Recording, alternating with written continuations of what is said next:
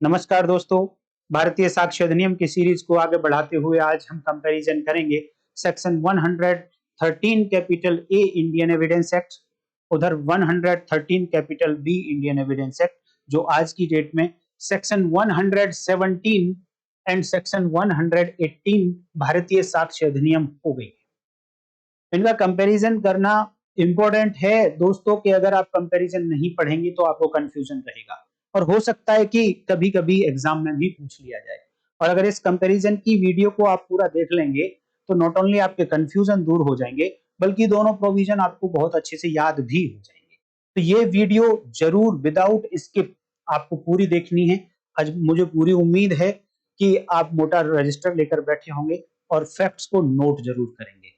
दोस्तों, मैं बार-बार अपनी वीडियोस में आपको कहता हूं कि लॉ पढ़ने के लिए आपकी मेमोरी का अच्छा होना अति आवश्यक है। मेमोरी को अच्छा करने के लिए आप मेडिटेशन, योगा जरूर करें, आप बादाम जरूर खाएं और अगर हो सकता है तो मार्केट से स्मृति रस आता है, एक छोटी-छोटी टैबलेट होती है, वो जरूर लेकर आइए और उनको जरूर खाइए। और दोस्तों, आप अगर नए हैं चैनल पर तो चैनल को सब्सक्राइब कर लीजिए, वीडियो को लाइक कर दीजिए, कमेंट करके जरूर बताया करिए और कोई वीडियो आपको अच्छी लगती है अपने दोस्त के साथ शेयर करना चाहते तो आप जरूर करिए। पहले कॉलम में मैं बात करूंगा, जब भी लेफ्ट में लिखूंगा मैं तो हालांकि ऊपर मैंने नोट किया हुआ है, तो बात करेंगे हम सेक्शन 117 भारतीय साक्ष्य अधिनियम और जो राइट में बात करेंगे वो होगी 118 भारतीय साक्ष्य अधिनियम।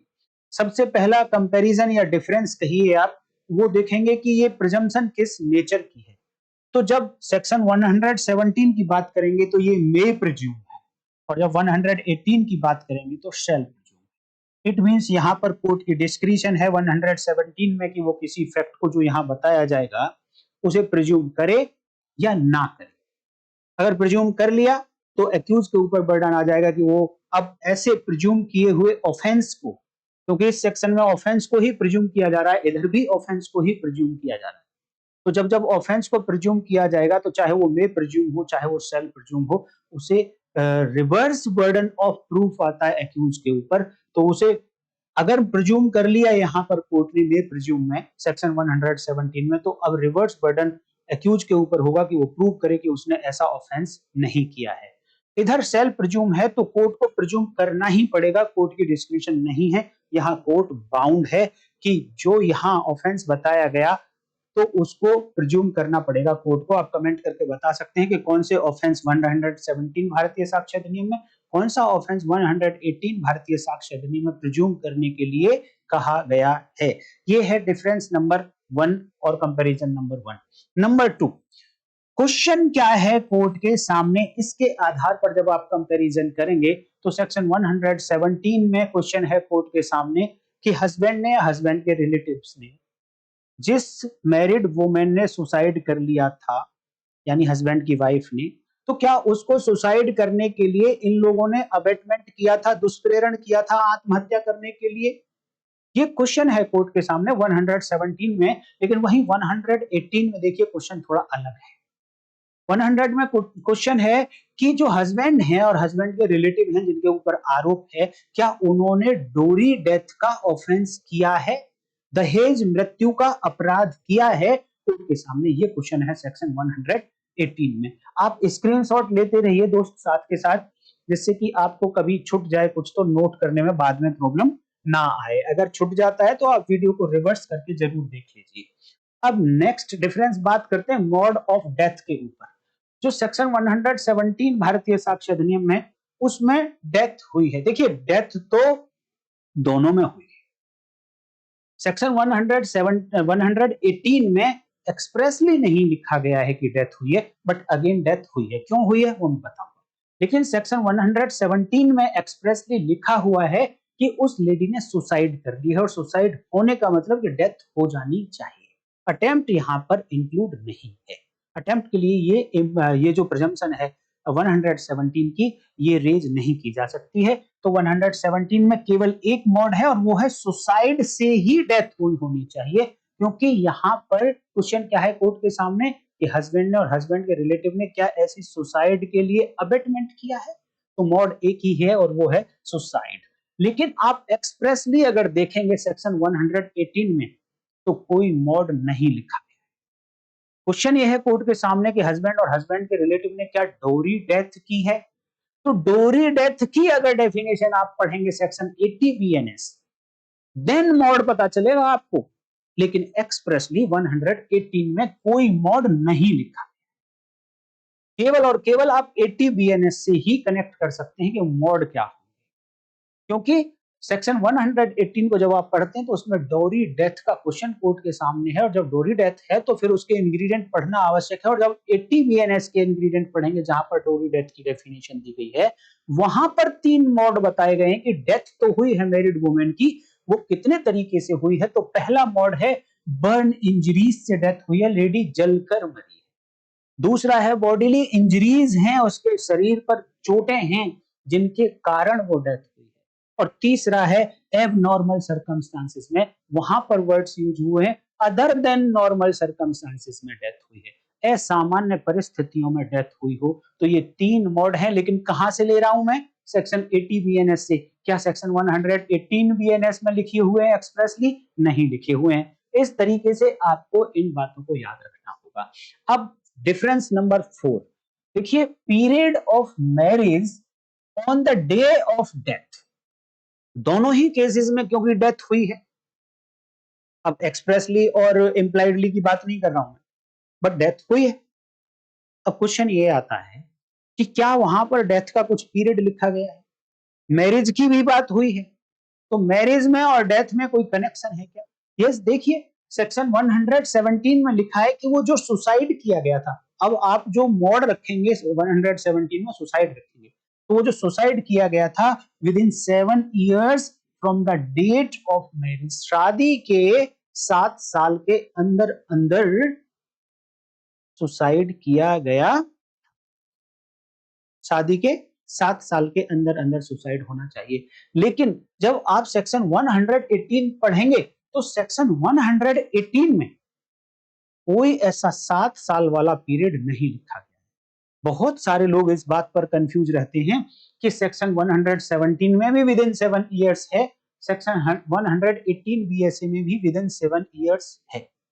नहीं, 7 इयर्स कहां पर है? जहां पर नंबर में 7 आ रहा है। और अगर इसमें 7 नहीं आ रहा है इसके नंबर में, तो सेक्शन 117 में 7 ईयर नहीं है। आपको माइंड करिए, इसको रख लीजिए, रट लीजिए इस बात को। लेकिन 1 2 3 4 5 6 7 8 9 10 लेकिन सेक्शन 118 बीएसए का कनेक्शन किसके साथ है? डायरेक्टली कनेक्शन है सेक्शन 80 बीएनएस के साथ। तो क्या वहां पर कोई पीरियड लिखा गया है? यस, वहां पर सेम पीरियड लिखा गया है जो पीरियड 7 साल का 117 में लिखा गया। देखिए 117 में एक्सप्रेसली विद इन 7 इयर्स लिखा गया है, लेकिन 118 में एक्सप्रेसली नहीं है। लेकिन क्योंकि कनेक्शन 80 से है, 80 बीएनएस से है, और 80 बीएनएस में वर्ड्स यूज हुए हैं कि जब उसकी डेथ हुई, वहां पर डेथ हुई है, और डेथ 3 तरीके में से किसी भी एक तरीके से हुई हो, यहां पर केवल सुसाइड किया है। तो यहां पर जो डेथ हुई वो with in 7 years of marriage हुई सेक्शन 80 की वजह से, जहां पर डोरी डेथ की डेफिनेशन थी उसकी वजह से, ना कि सेक्शन 118 में प्रूव नहीं करना है हमको डोरी डेथ, सॉरी डेथ की with in 7 years of her marriage हुई। जो यहां पर जो डेथ हुई है वो 118 में नहीं प्रूव करना, प्रूव करना है 80 में। तो ये 80 के कारण आ रहा है यहां पर, लेकिन कंफ्यूज नहीं होना कि 118 में बिल्कुल नहीं लिखा हुआ है भैया with in 7 years of her marriage. तो इस तरीके से ये स्क्रीनशॉट आप ले लो जरूर, इससे कंफ्यूज रहते हैं लोग, लेकिन आपको मेरे व्यूअर होने के नाते कंफ्यूजन नहीं होना चाहिए। 5वां नंबर डिफरेंस देखिए, type of torture upon deceased. Deceased कौन है यहाँ पर? वाइफ, एक वो मैरिड वुमेन, टॉर्चर हुआ था उसके ऊपर। दोनों ही मैटर्स में टॉर्चर है, दोनों ही मैटर्स में, लेकिन किस टाइप का टॉर्चर है, टॉर्चर के आधार पे आपको डिफरेंस पता होना चाहिए। आपका ना बेसिक कॉन्सेप्ट क्लियर हो जाएगा अगर इस पॉइंट को आपने बहुत ध्यान से सुना। देखिए, जो सेक्शन 117 है, यहां पर केवल और केवल एक बात की गई कि हस्बैंड ने या हस्बैंड के रिलेटिव्स ने ऐसी वो मैरिड वुमेन जिसने सुसाइड कर लिया है with in 7 years of her marriage, उस पर क्रूएल्टी की गई थी, उस पर क्रूएल्टी की गई थी, लेकिन ये क्रूएल्टी डेथ से कितना पहले की गई थी ये नहीं लिखा। अब ध्यान देना, सेक्शन 118 में देखिए यहां पर कितने प्रकार का टॉर्चर है, केवल एक टाइप का। क्या की गई थी? क्रूएल्टी की गई थी। हस्बैंड ने की थी या हस्बैंड के रिलेटिव ने की थी, जिस लेडी ने सुसाइड किया। अब क्रूएल्टी की डेफिनेशन कहां से आती है? तो इस सेक्शन के लिए स्पेसिफिकली थोड़ी सी अटेंशन चाहूंगा आप लोगों की। सेक्शन 117 के लिए जो क्रूएल्टी वर्ड यूज हो रहा है, इसका मीनिंग सेक्शन 80 बीएनएस से लिया जाएगा। लेकिन ध्यान देना, क्रूएल्टी मीनिंग तो सेक्शन 118 में भी यूज हुआ है, बीएसए की। लेकिन यहां पर जो क्रूएल्टी वर्ड यूज हुआ है, इसका मीनिंग आप सेक्शन 86 से नहीं निकाल सकते। इसको मैंने डिटेल में अपनी लास्ट वीडियो में आपको समझाया, लास्ट टू लास्ट वीडियो में समझाया है, तो नहीं निकाल सकते। बट स्टिल क्रूएल्टी टाइप का टॉर्चर है यहां पर, लेकिन यहां दो टाइप के टॉर्चर हैं। एक टॉर्चर था क्रूएल्टी, जो इधर भी है, लेकिन मीनिंग डिफरेंस, मीनिंग में डिफरेंस है दोनों के, ध्यान देना। और यहां पर दूसरे टाइप का टॉर्चर है हरासमेंट, बट हरासमेंट यहां पर नहीं। लेकिन जब आप इस क्रूएल्टी की डेफिनेशन पढ़ेंगे सेक्शन 86 में, तो यहां पर दो टाइप से बनती है ये क्रूएल्टी। ये वाली क्रूएल्टी स्पेसिफिकली जो सेक्शन 117 में लिखी, मैं ऐसा क्यों कह रहा हूं? क्योंकि इस सेक्शन 117 में लिखा है कि इस क्रूएल्टी वर्ड का मीनिंग आपको सेक्शन 80 बीएनएस से लेना है, लेकिन यहां पर नहीं लिखा कि इस क्रूएल्टी का मीनिंग आपको सेक्शन 80 बीएनएस से लेना है। और क्यों नहीं ले पाएंगे हम यहां से, वो मैंने पीछे बता दिया है। बट देखिए, जब यहां पर लिखा गया क्रूएल्टी, तो यहां पर दो टाइप से इस क्रूएल्टी को क्रिएट किया जा रहा है। एक था विलफुल कंडक्ट और एक था हरासमेंट। बहुत ध्यान से सुनने की जरूरत है दोस्तों। एक था विलफुल कंडक्ट, जो इस नेचर का था कि वो वुमेन, संभावना है कि वो सुसाइड कमिट कर ले, तो हो सकता है अपनी लाइफ, लिम्स और हेल्थ को कोई डेंजर पैदा कर ले, कोई ग्रीवियस इंजरी कर ले। इस टाइप का मिसकंडक्ट था हस्बैंड का, उस कंडक्ट के कारण ऐसा करती लेडी, तो क्रूएल्टी की कैटेगरी में। दूसरा था हरासमेंट। हरासमेंट का पर्पस है कि वो in connection with unlawful demand of any property और वैल्यूएबल सिक्योरिटी है यहां पर। बट आप ध्यान देना कि जब यहां पर क्रूएल्टी वर्ड यूज हो रहा है, अगर आप यही मीनिंग यहां से निकालने लगो, सपोज थोड़ी देर के लिए मान लेते हैं कि इस क्रूएल्टी का मीनिंग भी हम कहां से निकाल लेते हैं, 86 से। तो 86 से निकालते ही एक तो विलफुल कंडक्ट यहां पर आ गया और दूसरा हरासमेंट भी आ गया। तो अब आपको देख लग नहीं रहा है कि यहां पर हरासमेंट दो बार आ जाएगा अगर 86 से मीनिंग निकाला तो ऐसा नहीं होगा भैया। यहां पर क्रूएल्टी का मीनिंग थोड़ा वाइड है, किसी भी टाइप की क्रूएल्टी हो सकती है, लेकिन यहां पर क्रूएल्टी अलग टाइप की है। इसका मीनिंग है कि ये विलफुल कंडक्ट है तो ऐसे नेचर का, हरासमेंट है तो केवल वो पर्पस है एक, डिमांड फॉर प्रॉपर्टी। लेकिन यहां पर भैया जो क्रूएल्टी है और इसके अंदर का आप अगर हरासमेंट मानते भी हो, तो उस हरासमेंट की कोई लिमिट नहीं है। वो केवल और केवल ऐसा नहीं प्रॉपर्टी की डिमांड के लिए और फिर किसी भी पर्पज के लिए हरासमेंट हो सकता है। तो हरासमेंट उन्होंने अलग से लिखा है, क्रूएल्टी उन्होंने अलग से लिख दिया। तो डिफरेंस हम क्या किस पॉइंट पर कर रहे हैं कि टॉर्चर कितने टाइप का है। तो सेक्शन 117 में केवल एक टाइप का टॉर्चर, सेक्शन 118 में दो टाइप का टॉर्चर है। आप स्क्रीनशॉट ले लीजिए और आपको इसी तरीके से एग्जाम में लिखना है या फिर आपको समझना है। अब बात आती है कि इधर भी क्रूएल्टी थी, इधर भी क्रूएल्टी है, तो अब इस क्रूएल्टी का पर्पस क्या है? देखिए सेक्शन 117 जब आप पढ़ेंगे तो वहां पर केवल क्रूएल्टी बता दिया गया कि ऐसी वाइफ जिसने सुसाइड कर लिया है, उस सुसाइड, उस लेडी के ऊपर हस्बैंड के रिलेटिव ने क्रूएल्टी की थी, क्रूएल्टी की थी, पर्पस नहीं लिखा। पर्पस, अगर क्रूएल्टी का मीनिंग आप देखेंगे तो क्रूएल्टी का पर्पस नहीं है, पर्पस विलफुल कंडक्ट का, जैसे नेचर विलफुल कंडक्ट का भी नेचर है, पर्पस नहीं है। पर्पस है केवल हरासमेंट का जो क्रूएल्टी के अंदर। तो कोई स्पेसिफिक पर्पस नहीं लिखा सेक्शन 117 में। बट सेक्शन 118 में स्पेसिफिक पर्पस लिखा है कि क्रुअल्टी और वो हरासमेंट जो दोनों टाइप के टॉर्चर थे वो एक स्पेसिफिक पर्पस के लिए होने चाहिए, और वो पर्पस है डिमांड ऑफ डॉरी या फिर इन कनेक्शन ऑफ डॉरी, दहेज की मांग के लिए या दहेज की मांग के संबंध में। और संबंध में और के लिए में क्या अंतर है वो भी मैं पिछली वीडियो में बता चुका हूं, आप लोगों को जरूर देखना चाहिए। Difference number 7, what about our other circumstances of the case. Section 117 में जब इसकी प्रिजम्पशन को कोर्ट को प्रिज्यूम करना है तो क्या कुछ यहां पर जो स्पेसिफिक फैक्ट्स लिखे गए इसके अंदर कि हस्बैंड के रिलेटिव ने, मैरिड वुमेन ने जब सुसाइड किया था तो उस पर क्रुएल्टी की थी, इन बातों से अलग केस के कुछ और भी फैक्ट्स देखने होंगे क्या? तो सेक्शन 117 में एक्सप्रेसली लिखा है having regard to the other circumstances of the case. हाँ, बिल्कुल इस केस के दूसरे तथ्य और परिस्थितियों को कोर्ट को ध्यान में रखना है, देन प्रिज्यूम करना है कि वो अब ऐसा प्रिज्यूम करे कि हस्बैंड ने हस्बैंड के रिलेटिव ने अबेटमेंट टू कमिट सुसाइड कर दिया है, या फिर ऐसा प्रिज्यूम ना करे, पार्टीज को कहे, प्रोसिक्यूशन को कहे कि आप एविडेंस लेकर आइए। तो दूसरे सर्कमस्टांसेस को ध्यान रखना है सेक्शन 117 में, लेकिन सेक्शन 118 में किसी दूसरे सर्कमस्टांस को ध्यान में रखने की आवश्यकता नहीं है।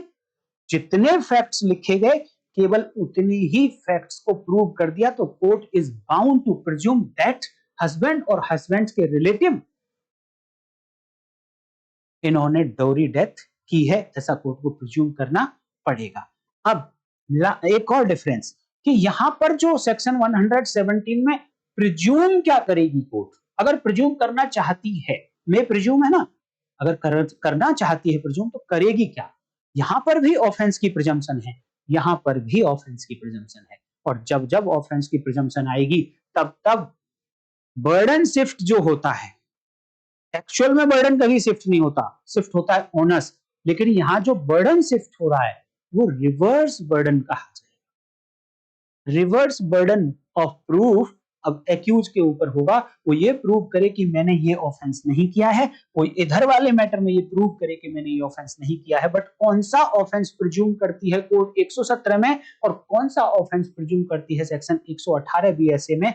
तो सेक्शन 117 में है abetment to commit suicide, punishable under section 85 Bharatiya Nyaya संहिता, जो पहले 498 आईपीसी हुआ करता था। सेक्शन 118 बीएसए में ऑफेंस की प्रिजम्पशन है डोरी डेथ की, हस्बैंड या हस्बैंड के रिलेटिव ने कौन सा ऑफेंस कमिट कर दिया है, कोर्ट शैल प्रिज्यूम कि उन्होंने डोरी डेथ कमिट कर दिया है, punishable under section 80 Bharatiya Nyaya Sanhita, which is already which was punishable under 304 capital B IPC in old law. तो ऑफेंस के आधार पर भी आपको डिफरेंस समझ आना चाहिए। लास्ट डिफरेंस, डिफरेंस नंबर 9, क्या कोई स्पेशल बात, कोई स्पेशल फैक्ट लिखा गया है क्या? उसके आधार पर कैसे कंपेयर करेंगे? तो सेक्शन 117 में कोई स्पेशल फैक्ट नहीं है। हाँ, अदर सर्कमस्टांसेस वाली बात है कि भाई आप दूसरे सर्कमस्टांस, लेकिन स्पेसिफिक कुछ नहीं। लेकिन आप सेक्शन 118 में पढ़ेंगे तो वहां पर लिखा गया है कि वो जो क्रुएल्टी की गई थी, यहां तो क्रुएल्टी और हरासमेंट किया गया था ना, लेकिन ये की कब गई थी? यहां पर भी क्रुएल्टी की गई है, यहां पर भी क्रुएल्टी की गई है, लेकिन जब यहां पर क्रुएल्टी की गई 118 में तो उन्होंने कहा है कि ये सून बिफोर द डेथ होनी चाहिए। जब मृत्यु हुई है उस मैरिड वुमेन की, उससे पूर्व में हुई होनी चाहिए, उससे पहले हुई होनी चाहिए। और पहले का मतलब मैंने लास्ट वीडियो में बताया कि इमीडिएट बिफोर नहीं होता है, soon before is the opposite to the soon after. अब आप कहेंगे सून आफ्टर कहां से आया? आपको सून आफ्टर इससे अगली सेक्शन में देखने को मिलेगा, सेक्शन 119 बीएसए, जहां पर एक इलस्ट्रेशन दिया गया है कि एक व्यक्ति के पोजेशन में अगर स्टोलन प्रॉपर्टी मिलती है सून आफ्टर द थेफ्ट, चोरी के तुरंत बाद, चोरी के कुछ बाद में अगर किसी व्यक्ति के पोजेशन में वो चुराई हुई संपत्ति मिलती है तो कोर्ट में प्रिज्यूम कि या तो ये व्यक्ति चोर है या फिर ऐसे व्यक्ति ने चोरी की संपत्ति प्राप्त की है, इसलिए इसके पास पोजेशन आया है। और ऐसा कब तक प्रिज्यूम कर सकती है कोर्ट? जब तक वो व्यक्ति कि उसके पास ये पोजेशन क्यों है स्टोलन प्रॉपर्टी का, इसको अकाउंट फॉर नहीं कर देता, इसको जस्टिफाइड नहीं कर। तो सून बिफोर का मतलब समझेंगे आप तो it is opposite to the soon after, और but it is not synonymous to the immediately before the death. Immediately, तुरंत, डेथ के तुरंत पहले नहीं है। एक केस है state of UP versus Harimohan 2000। इसमें एक हाउस वाइफ ने अपने पेरेंट्स को लेटर लिखा था कि आप मुझे यहां से ले जाइए, नहीं तो मेरा पति और मेरे इन लॉज, मेरे सास ससुर, मेरा देवर, मेरा ब्रदर इन लॉ मुझे मार देंगे, मेरे पर ये क्रूअल्टी करते हैं, मुझे मार देंगे। और इस लेटर के लिखे जाने के काफी समय बाद इस लेडी ने सुसाइड कमिट किया था। डोरी डेथ का चार्ज लगा था हस्बैंड पर, हस्बैंड के रिलेटिव्स पर।